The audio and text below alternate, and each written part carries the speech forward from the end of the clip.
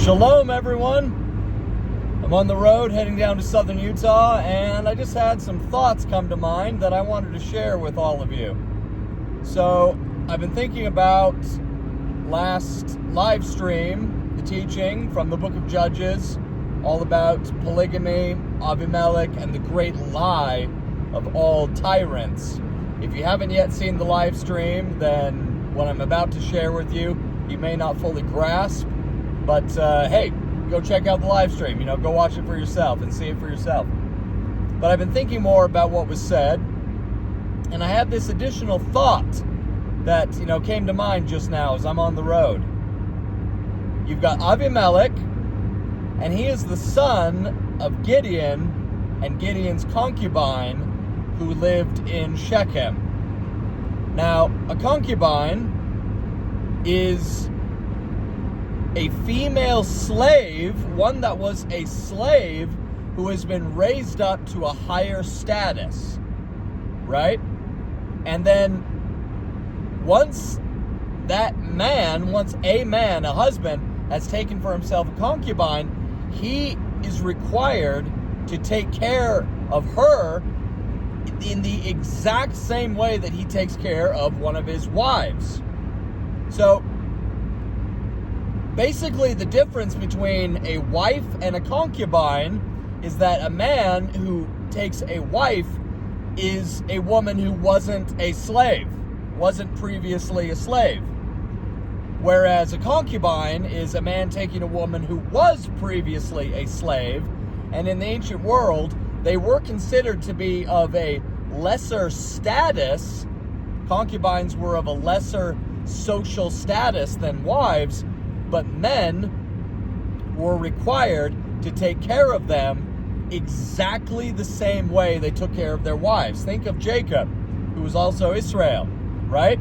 He has 2 wives and then 2 concubines. And he takes care of his 2 concubines the same way he takes care of his 2 wives, identically. He loves them, he protects them, he provides for them, clothing, shelter, food, marital rights, sexual relations, and marital rights. It's the exact same. The only difference is that a wife is one who was not previously a slave, whereas a concubine is a woman who was previously a slave. And then they were just considered to be of that different status. But here's the point.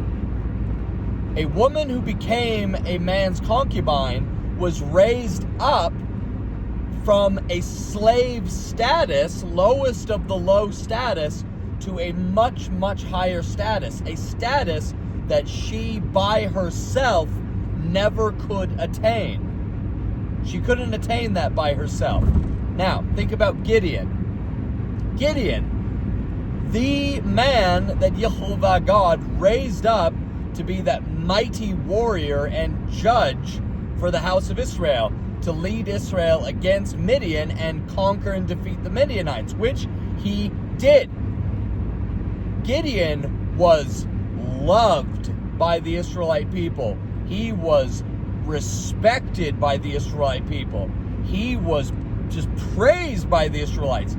He was a righteous, good, honorable man who loved God and was used by God in such a powerful way. Gideon was a hero for the Israelite people. Gideon then chooses this female slave of Shechem, a slave woman of Shechem, and chooses her to be one of his concubines.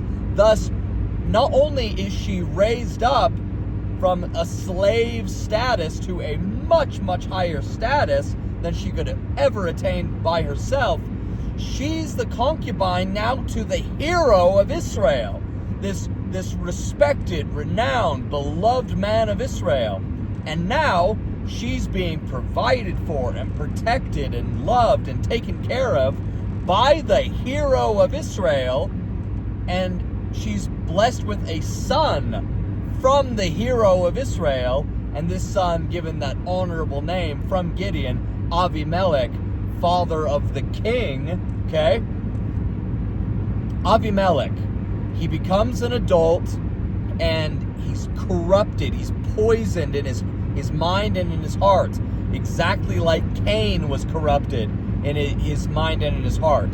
Jealousy for his younger brother Abel. He's jealous. And that sickness, that perverse thinking, day after day, week after week, month after month, year after year, corrupts his heart and corrupts his mind, and ultimately led Cain to murder his brother Abel. It's the exact same thing with Abimelech.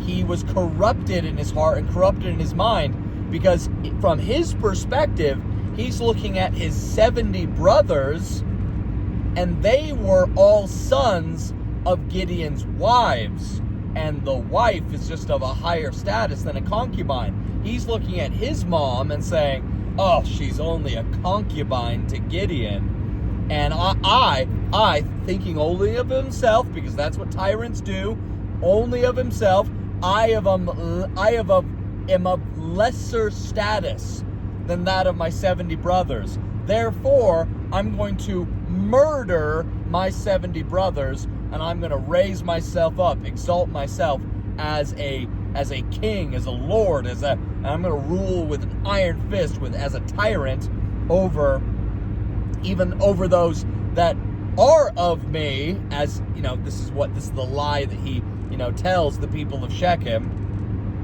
And once again, if you haven't seen the live stream, go watch it. You'll understand. But here's the thing that just struck me. Abimelech, the correct perspective that he should have had throughout his life was one of gratitude. Extreme gratitude for Gideon. Why? Because his mother, Abimelech's mother, first of all, Abimelech wouldn't exist without Gideon. There's that. So Abimelech wouldn't even exist without Gideon. But his mother would still exist, even though he wouldn't without Gideon. But without Gideon, Abimelech's mother would have remained as a slave, a lowly, lowest of the low slave for the rest of her life. Gideon, the hero of Israel, came in, chose her, and raised her up, provided for her, protected her, loved her, gave her everything that she needed, raised her up to a level she would have never attained on her own. Abimelech should have been filled with extreme gratitude for Gideon. Not only is the man my father, and not only is he the hero of Israel, but he raised up my mother to a status she never would have had. She is the concubine to the hero of all Israel, the most beloved man of the last 2-3 generations. But no, he wasn't filled with gratitude. He was filled with bitterness and resentment and hatred and jealousy. Those things of darkness and perversion and a sickness of the soul that rotted and festered in his heart and in his mind for years and years, and led him on a path of extreme evil that ultimately led to his physical and eternal destruction, as well as the physical and eternal destruction of the people of Shechem, who so foolishly and wickedly exalted this man to be their king. Gratitude, brothers and sisters, gratitude, it changes everything. It will literally change your entire destiny. Your whole destiny will be changed. In fact, I love that. Okay, so I just passed under that bridge just now. You saw that bridge there on the freeway? Right there on the freeway. On the fence, you didn't get to see it, but I saw it just now. It had the word smile written on it. Smile. Yes, right here as I'm talking about gratitude. Smile. Be happy. Be filled with with gratitude for who you are, for where you are, no matter what your circumstance may be. Okay? And if Abimelech had had that gratitude in his heart and in his soul, then he could have been used by the Almighty God to accomplish something so pure and so good and so wondrous and miraculous. And the 70 sons of Gideon obviously wouldn't have been slaughtered. And the people of Shechem wouldn't have had judgment and wrath, even eternal destruction poured out upon them.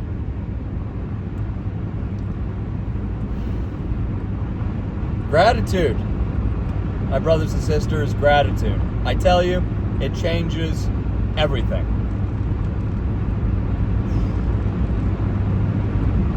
I love you all. Shalom.